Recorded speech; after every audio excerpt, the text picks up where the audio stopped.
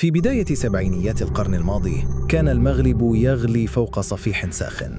انقلابات عسكرية متتالية، اغتيالات غامضة، معارضة يسارية لا تهدأ، ونظام ملكي يتشبث بالسلطة بكل ما أوتي من قوة. سنة 1971 شهدت محاولة انقلاب دموية قادها الجنرال المذبوح والكولونيل أعبابو.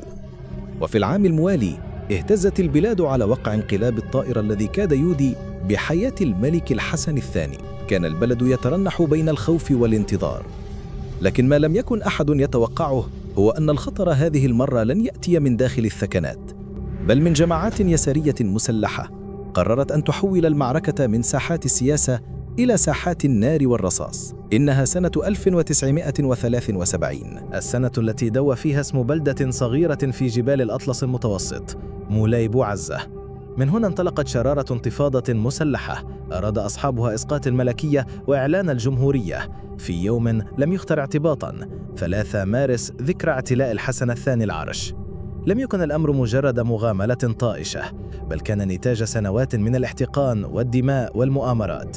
وهكذا وجد المغرب نفسه مرة أخرى على حافة الهاوية أمام واحدة من أخطر اللحظات في تاريخه المعاصر.